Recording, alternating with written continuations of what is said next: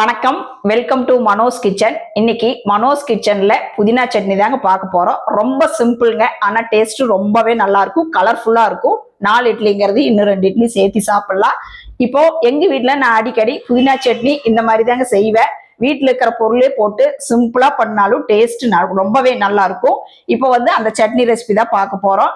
இப்போ பொருள் எல்லாம் எடுத்து வச்சிருக்கேன். சட்னி பண்றப்போ என்னென்ன பொருள்கள்னு எவ்வளவு அளவு போடுறேன்னு சொல்றேங்க. இப்ப சட்னி பண்றதுக்கு பார்க்கலாங்களா? இப்ப பாருங்க, அடுப்பு பத்த வச்சு வடக்கல் வச்சுட்டுங்க. வடக்கல் சூடானோடனே நம்ம கல்லெண்ணெய் 2 டேபிள் ஸ்பூன் ஊத்திக்கலாங்க.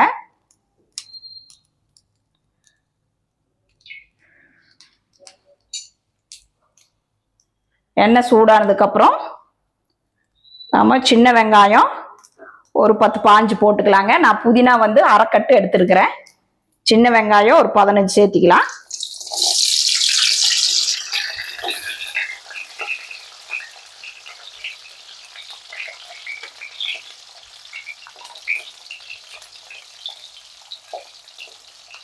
சின்ன வெங்காயம் இல்லைன்னா நீங்க பெரிய வெங்காயம் சின்னதாக கூட சேர்த்திக்கலாம். ஆனால் சின்ன வெங்காயம் போட்டால் டேஸ்டா இருக்கும்.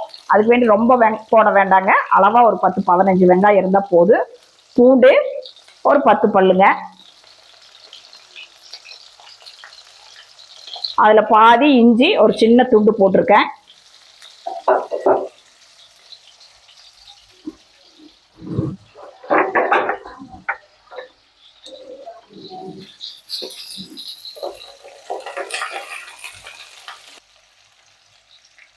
இப்ப பாருங்க, இது ஒரு 2 நிமிஷம் வதங்கட்டும். அதுக்கு அடுத்தது நாம பருப்பு சேர்த்திக்கலாம். இந்த வெங்காயம் நிறைய போட்டோம்னாலும் டேஸ்ட் மாறிடுங்க. தேங்காயும் அளவா போடணும்.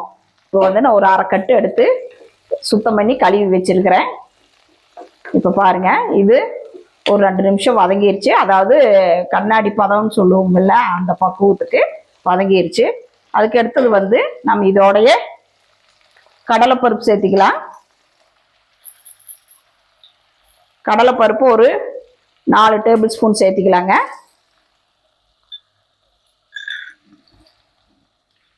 அதே மாதிரி உளுந்து 4 டேபிள் ஸ்பூன் சேர்த்திக்கலாம்.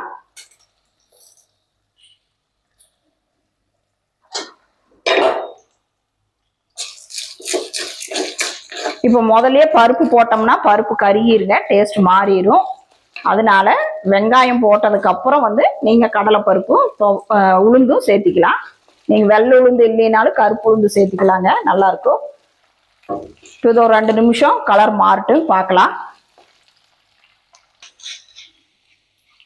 இப்ப பாருங்க, பருப்பெல்லாம் கலர் மாறிடுச்சு, வெங்காயமும் நல்லா வதங்கிருச்சு. இதுக்கு அடுத்து நம்ம காரத்துக்கு தகுந்த மாதிரி பச்சை மிளகா போட்டுக்கலாங்க. நான் ஒரு 4 பச்சை மிளகா போடுறேன்.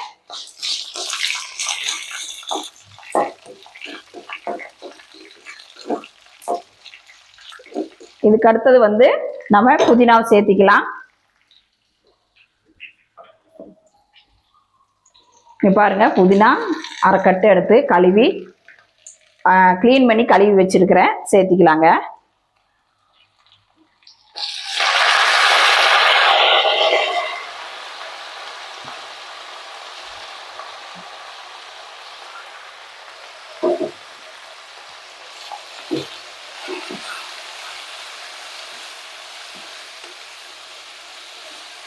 பாருங்க, புதினா போட்டு ஒரு செகண்ட்லயே நல்லா சுருங்கிடும். இப்படி சுருங்கினதுக்கு அப்புறமே நீங்க உடனே தேங்காய் சேர்த்திருங்க. ரொம்ப நேரம் வதக்கும் போது இதோட புதினாவோட கலர் மாறிடும். தேங்காய் நான் ஒரு 1/4 மூடி கம்மியாவே சேர்த்திருக்கேன். அதே மாதிரி புளி சின்ன சைஸுங்க, சின்ன நெல்லிக்காய் சைஸ் சேர்த்திருக்கேன்.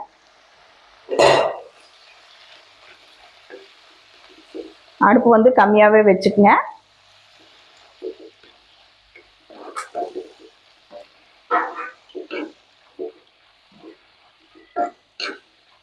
பாருங்க, இப்ப புதினாவோட கலரே மாறல, அப்படியே பச்சையாவே இருக்கு.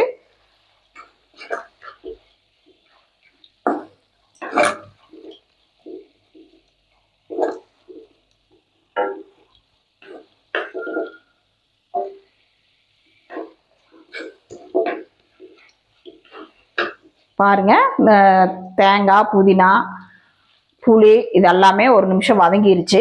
இப்போ வந்து நம்ம அடுப்பை ஆஃப் பண்ணிட்டு இதை ஆற வச்சு உப்பு போட்டு நைஸாக அரைச்சி எடுத்துட்டு வந்துடலாம். இப்போ பாருங்க சட்னி நல்லா கெட்டியாக அரைச்சிட்டு வந்தாச்சு. இங்கே பாருங்க எவ்வளோ கலராக இருக்குதுன்னு பாருங்க. நல்ல க்ரீன் கலரில் நல்லா இருக்கு. பார்த்தாவே ஆசையாக இருக்குது சாப்பிடணும் அப்படின்னு. இது இட்லி தோசை மட்டும் இல்லைங்க, சாப்பாட்டு கூட பிசைஞ்சு சாப்பிட்லாம். அந்த அளவுக்கு டேஸ்ட் நல்லா இருக்கும்.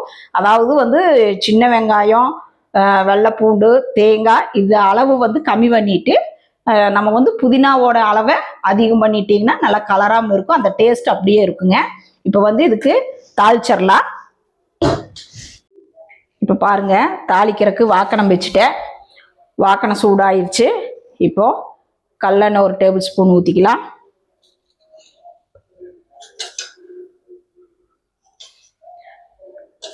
எண்ணெய் சூடாகட்டு. இப்போ பாருங்க எண்ணெய் சூடாயிருச்சு. கடுகு ஒரு டேபிள் ஸ்பூன் போட்டுக்கலாம். உளுந்து அரை டேபிள் ஸ்பூன். இப்போ பாருங்க வெடிக்குது. இப்போ வந்து கடலைப்பருப்பு அரை டேபிள் ஸ்பூன், காஞ்ச மிளகாய் ஒரு 2 போட்டுக்கலாம். இப்போ அடுப்பு ஆஃப் பண்ணிட்டு இதோட வந்து கருவேப்பிலை சேர்த்துக்கலாங்க.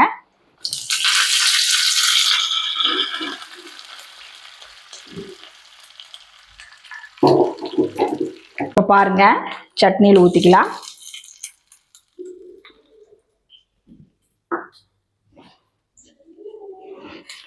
அவ்வளோதாங்க, நம்ம புதினா சட்னி ரெடி. நீங்களும் வீட்டில் இதே அளவுகளோட புதினா சட்னி செஞ்சு பார்த்துட்டு எப்படி இருக்குதுன்னு சொல்லுங்கள்.